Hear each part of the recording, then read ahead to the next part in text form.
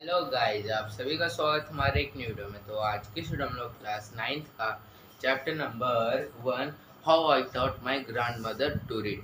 तो आज की वीडियो में लोग बहुत ही इंटरेस्टिंग और एक बहुत ही बेहतरीन चैप्टर को पढ़ेंगे। आप बोल सकते हो ये सेकंड लेक्चर होने वाला है इस चैप्टर का, जिस चैप्टर का नाम है how I taught my grandmother to read. मतलब कि मैंने कैसे अपने दादी को सिखाया पढ़ने के लिए। तो ये बेसिकली एक स्टोरी है, एक रियल स्टोरी है, एक फिक्शन नहीं है। फिक्शन मतलब होता है कि काल्पनिक स्टोरी को बनावटी स्टोरी कि बनाया और लिख दिया, पर ये रियल स्टोरी है। और जिसमें जो ऑथर हमारे सुधा मूर्ति वो अपने दादी के ऊपर बात करी है। जो उनकी दादी है वो अनएजुकेटेड और इलिटरेट थी, जो उसको नहीं पढ़ने आती थी। अनएजुकेटेड का मतलब ये हुआ न उसको पढ़ने आता था नहीं लिखने आता था। तो क्या हुआ कि वो बताती है अपना एक्सपीरियंस को कैसे अपने दादी को सिखाया।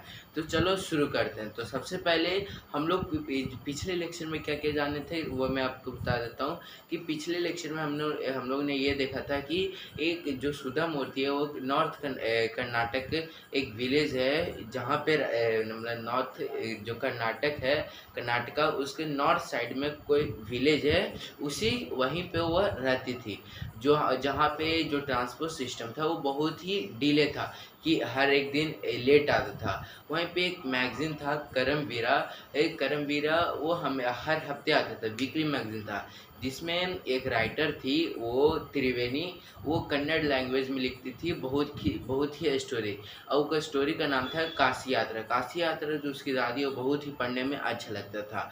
तो एक एक समय क्या हुआ कि जब उसी मतलब कि जब भी जो मैगज़ीन आता था करमवीरा, तो जो उसकी मतलब पोती है, जो हमारा ऑथर है, वो पढ़ा देती थी कि पढ़कर। पर जब एक समय क्या हुआ कि जो ऑथर है वो शादी में चली गई। तो पहले शादी तो आपको पता ही होगा कि आजकल नहीं होता होगा आजकल के जैसे कि 2 दिन में ख़त्म। पहले हफ्ते हफ्ते लग जाते थे कि शादी ख़त्म होने में। तो इसी तरह जब वो चली गई तो अब वो सोचने लगी कि मैं कैसे पढ़ूँ, तो ये पढ़ूँ। तो जब वो वापस आई तो जब वापस आई तो उसकी रात के समय जो ऑथर है सुधा मूर्ति वो छत पर सो रही थी। तो वहाँ पर वो सर सहलाया और उससे बोला कि मैं भी अगर मैं मुझे भी अपने जैसे पढ़ने के लिए सिखा दो, कि मुझे भी दूसरे के ऊपर डिपेंडेंट नहीं रहना पड़ेगा, कि मेरे को भी खुद से आना चाहिए पढ़ना।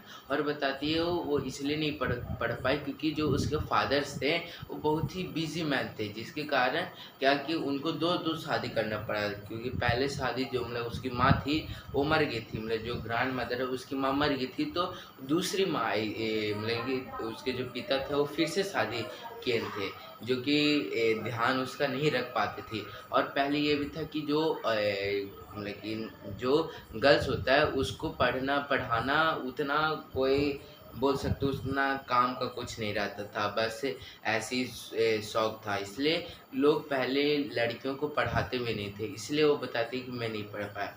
तो ये फर्स्ट पार्ट था। तो अब सेकंड पार्ट में क्या होता है तो वो स्टोरी सुनो। तो सेकंड पार्ट में होता है कि जब ऑथर जानती है कि अरे हाँ कि दादी को अगर पढ़ना है, तो सबसे पहले वो क्या कि बहुत ही हंसती है उसके ऊपर, अपने दादी के ऊपर, कि अरे हाँ क्या तुम 62 ईयर्स मतलब 62 साल की होगी, और क्या तुमको अभी पढ़ने का उम्र ही है?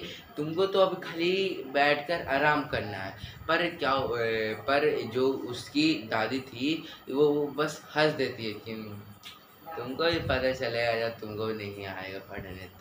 तो ऐसे करती है। तो फिर वो बोलती है कि तुम्हारे हाथ में रिंकल्स हो गए, मतलब कि जो चमड़ी होता है वो बहुत ही पतला, मतलब कि हम लोग अगर आप ऐसे पकड़ोगे तो अच्छे से नहीं पकड़ाएगा, पर बूढ़ी लोगों में क्या होता है कि ऐसे पकड़ोगे तो आराम से पकड़ा जाएगा।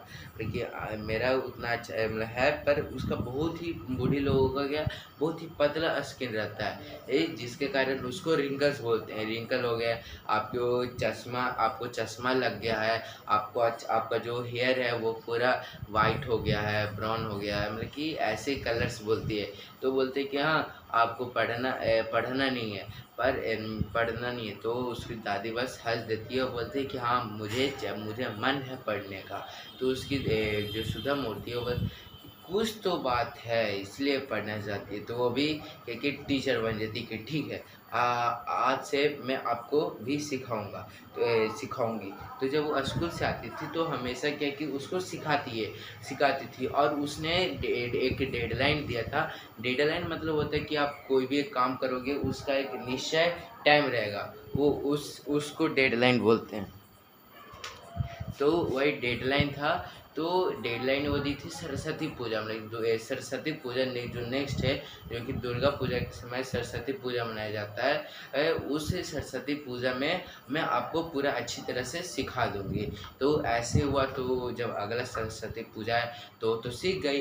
अब सीख गई तो उसकी जो बूढ़ी दादी थी वो क्या की कि उसको मतलब कि बोली कि भगवान नियत उसको एक मंदिर के पास ले जाई और उसको पूजी। पर ये तो बड़े लोग छोटे लोगों की पैर नहीं छू सकते, इसलिए वो पहले जो शुद्ध मूर्ति है वो हट जाती है। पर वो बोलती है बूढ़ी कि मैं अपने छोटे उम्र की नहीं छू रही हूँ, मैं अपने टीचर के ऊपर टीचर का पैर छू रही हूँ, इसलिए वो छूती है। उसके बाद फिर सोचते हैं कि हाँ मुझको भी तो रिटर्न गिफ्ट करना है, तो एक मैगजीन था उसको दे देती है। तो ये था स्टोरी। हम लोग नेक्स्ट चैप्टर में इसका क्वेश्चन आंसर करेंगे। Thanks for watching, bye bye.